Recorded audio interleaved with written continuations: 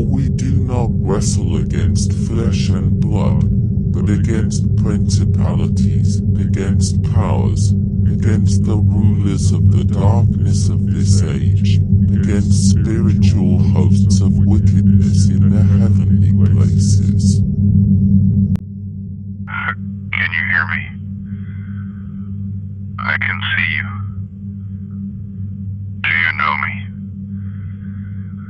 Can you hear me? I'm trapped in the void. The void. The darkness.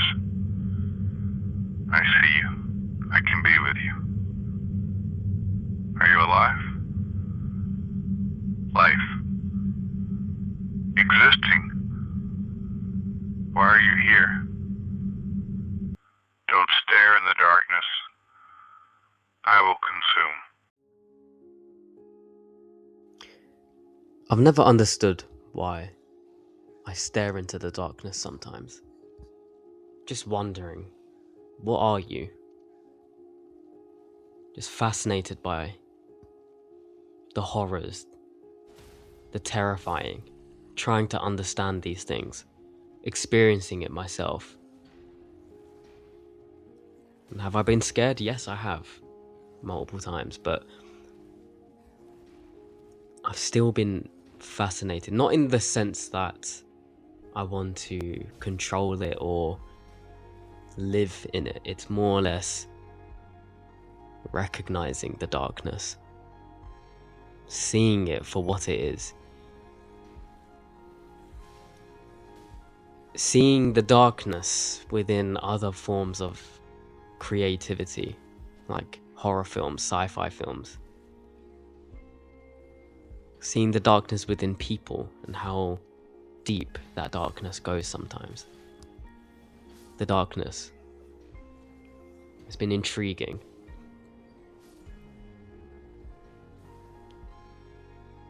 Now, when I think of cosmic horror, I think about how vast, incomprehensible the universe is. Classically, cosmic horror tells us that humanity is just a speck of dust compared to the rest of the universe, the cosmos. Christian cosmic horror is slightly different. The abyss, it actually knows you exist. The darkness, it is fighting for your soul. The darkness is lurking in every corner, and it's not far away off in the galaxy. Sometimes it's in the mirror, looking back at you. That's the darkness I'm intrigued about, and that's the darkness that we're going to talk about today. Now, as with all of my videos, of course, feel free to put your opinions down in the comment section. May disagree, may agree. This is by no means a preach, is just an interpretation of some of the scriptures that we have in the Bible and how we can look at it in a different way.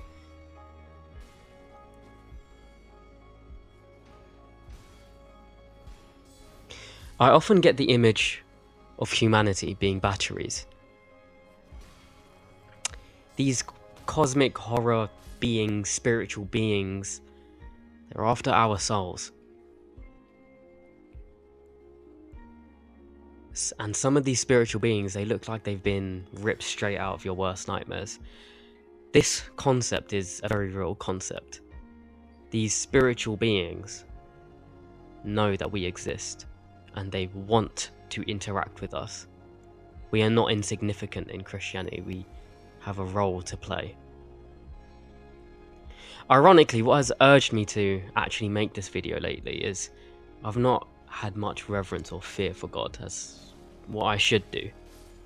It dawned on me though, that God, if I was to ever come face to face with God, I would actually lose my mind. All of us, we would lose our mind. We can't comprehend this. And there's actually a short video, like a short horror video on YouTube. I think it's called The Face of God. and it's a really, really good video. It actually inspired the first segment of my video now. I recommend you to watch that. It's amazing. But yeah, imagine you're playing a video game and you just pop your head through the sky of the actual video game and you're just looking down on all of the characters in that game. How would they react? They can't comprehend our physical reality. Yet your face is just there looking down on all of these characters. In that same way, we should have reverence and fear for God. Now, I think one of my biggest unpopular opinion is that we live in multiple dimensions. Like, the physical and metaphysical realities simultaneously exist. Our reality and how we see everything, perceive everything, is far too small and far too inaccurate. Reality is much more than meets the eye.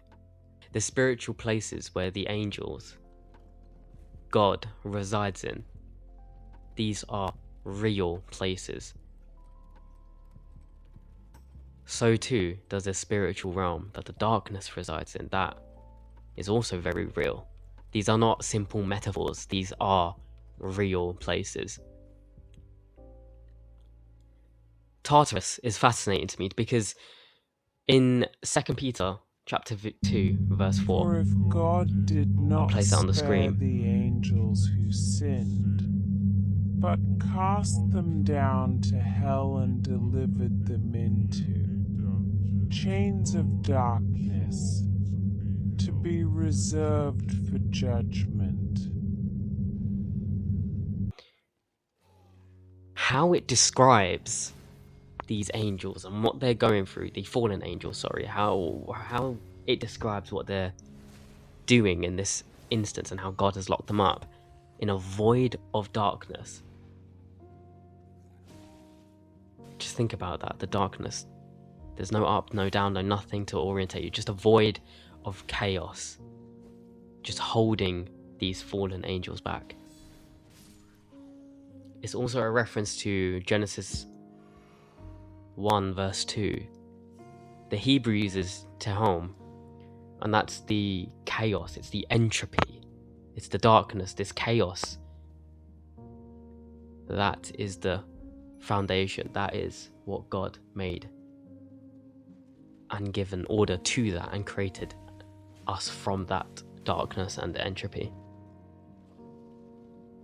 To my mind, what I see Tehom and Tartarus, I kind of envision a black hole. The massive voids of darkness crushing everything, including the laws of physics and reality. We can observe that in our solar systems.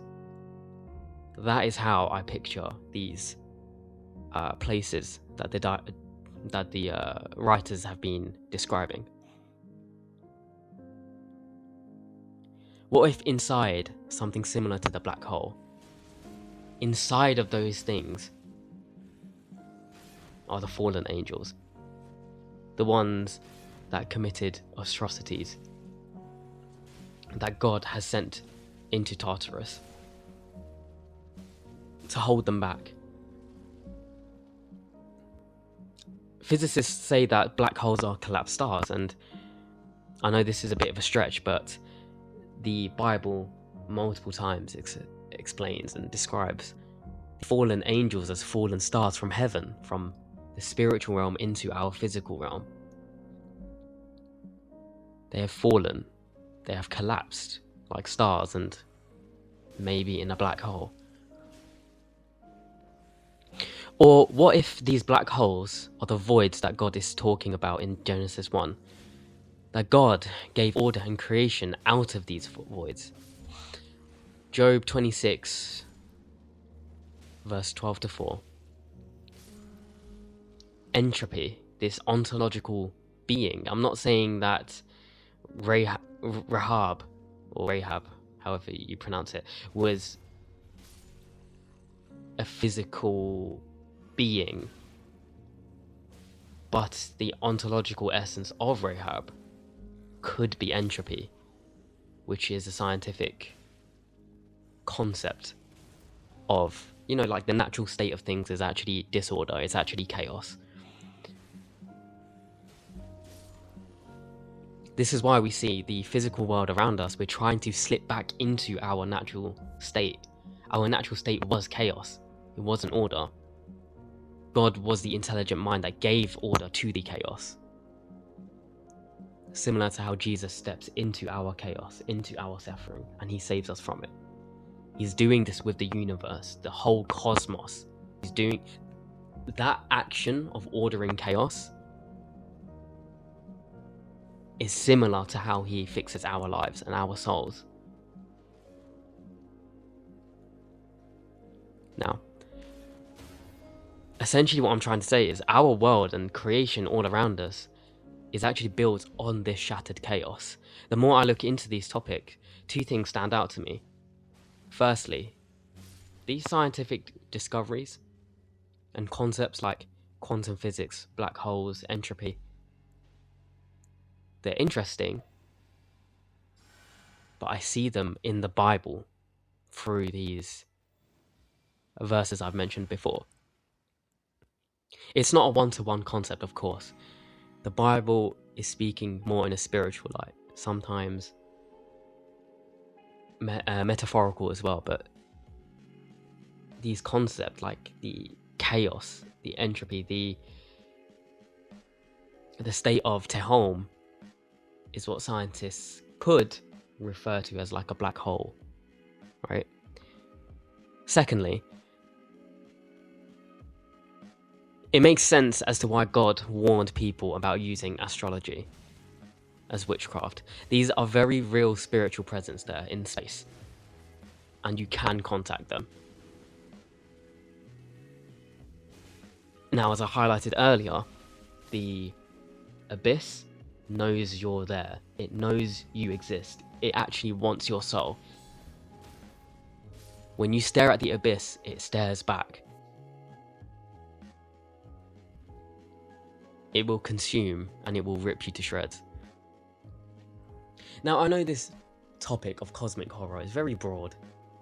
Got many science fiction, books, TV shows, games, movies, all picking apart different aspects. Like aliens. How would they interact with us? What would it be like? How would Earth react? And a lot of people love these movies. But what I'd like to do is turn to Revelation 9. And everyone knows, whoever has read the book of Revelation, it is up to interpretation. It is very deep, it is very prophetic. This is just another opinion. When I read this chapter, honestly, I think about Warhammer 40,000. The way how the locusts are described in this chapter, with their armor and how they're treating people who don't have the seal of God, and how the world is, and the context of Revelation, it honestly reminds me of something straight out of Warhammer 40,000, or the other way around. Warhammer 40k is not fully inspired, but looks similar in some senses to the book of Revelation. This is what I mean by, in the Bible there are different places of cosmic horror, like where these entities are actually interacting with humanity. And I don't think it's far-fetched to say that we will come across these demons, these different types of beings, these locusts, for example, in Revelation 9. Even like how Job describes the Leviathan. These are like different types of entities that really do exist. In the same way how angels exist. And if you've seen any of the videos of like biblically accurate angels, bro, they don't look like, how medieval artists depicted them, as children with wings, with a harp, No, bro. They have like hundreds of eyes,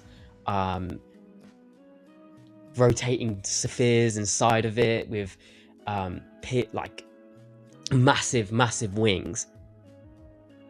Imagine seeing one of those things, bro.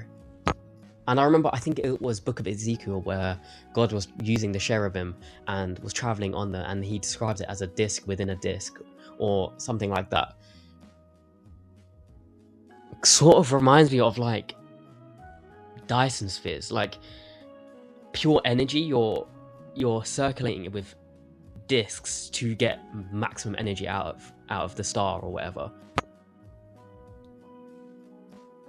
These things are real.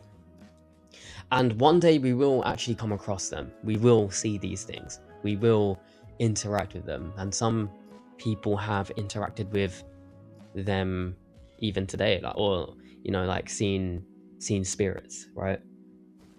Again, I really do think that those spirits, not just dark spirits, but good spirits as well, they do genuinely exist.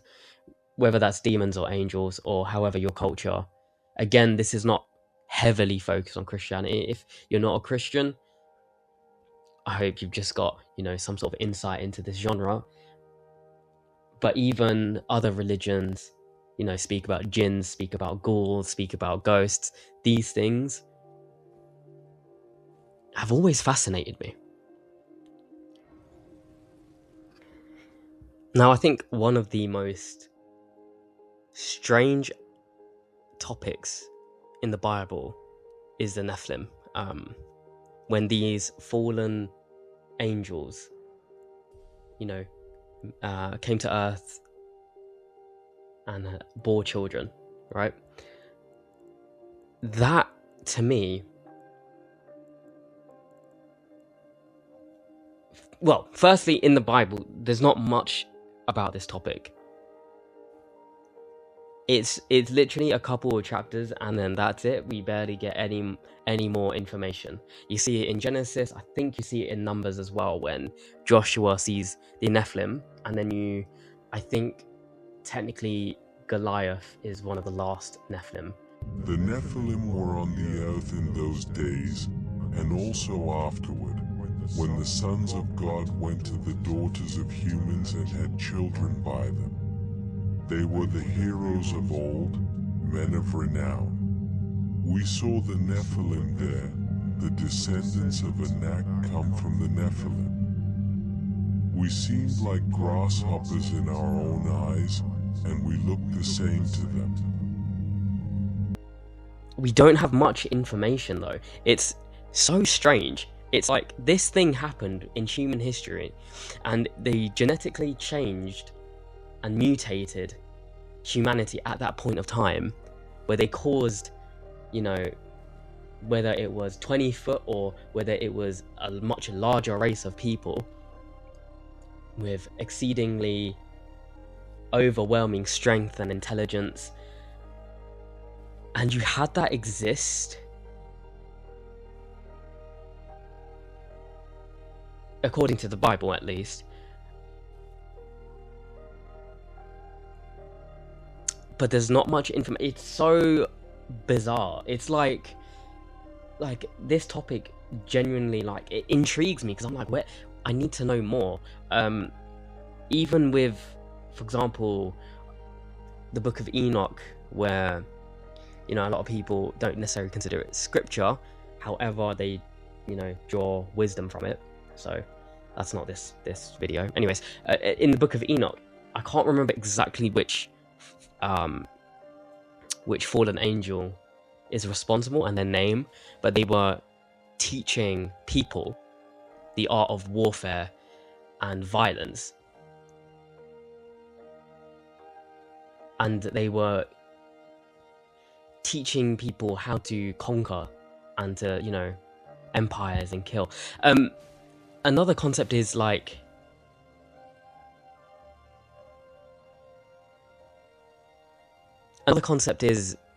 where all these lands actually belonged to different fallen angels, and they were conquering places. And the only land that was faithful to God was the land of Israel. And then you had like Baal, Molech, all of these other fallen angels.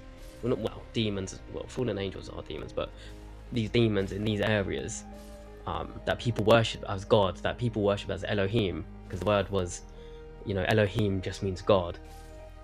They treated these statues and idols as God. That's why God is so abundantly clear not to do idolatry, not to worship money, not to worship the hybrid statues of a, like a, what's Molech? Molech, I think, is like a bull and a man put together, child sacrificing it. All these different practices that these ancient cultures used to do, that we can even find in other parts of the world at the time.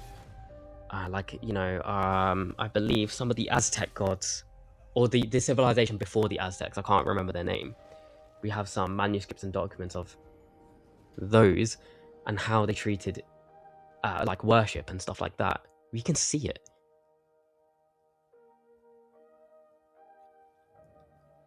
But to me, it's always been like, why? That's just so like, how did humanity get to that point?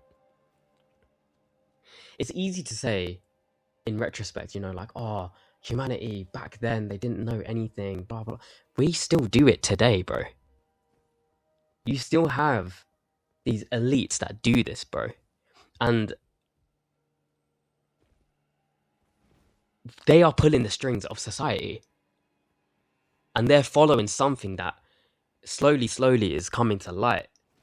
Even I've seen a lot of non-Christian people look at society, look at the files, look at what's happening with the elites. Well, quote unquote elites, I have no respect for any of them. But looking at these individuals and seeing the atrocities that they're doing, for what? Like, they have all the money, they have power, they have control. Why are they doing more and more and more of this? For me, it's just mirroring the Old Testament, bro. We still live in those times, man. We still live in these times where these people are doing that, bro. And again, slightly off topic, this is not really cosmic horror anymore, but things will be set right. And I think we should have hope in that.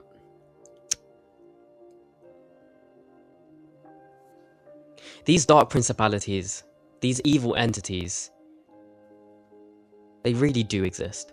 They really do exist. They try to interact with us. There is the light, and the person, the being that has authority over all of it is Yahweh. It is God. And Jesus changed the playing field, bro. That's essentially what we believe. Yes, Jesus saves us from ourselves. Yes, he's trying to help society. But it's also against these principalities that really do exist. These evil powers that want nothing but chaos.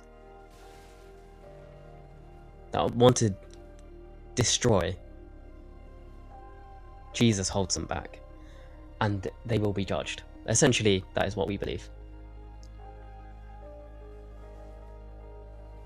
All in all, I'm not surprised to see many science fiction, cosmic horror films and books and media have a few ideas that you can also see in the Bible. The Bible wrote about it, prophesized, and it's been fulfilled in our history books, and it will be fulfilled in the future as well. We see these ideas, we take inspiration off of it. Different cultures learn from one another, express these ideas. And that is why I've always loved cosmic horror. I love how people think about it. Just the absolute awe of space and how incredible space really is. But there's also, a dark side to it. I've always loved that. And again, the Christian idea about it, where you've got this universe that exists, this entropy at the center of it, these Beings, however, they do know you exist. You are not insignificant, right? That's the distinction between just like cosmic horror, like general cosmic horror. Of course, there's different types of cosmic horror, but generally cosmic horror, and then you've got Christian cosmic horror, where these other spiritual beings, they really exist, and they do interact with, and they do, you know, fight over your soul. Anyways, that's my view on things. If you got this far, huge thank you. I hope you enjoyed the video. I appreciate your support, and I will see you in the next one.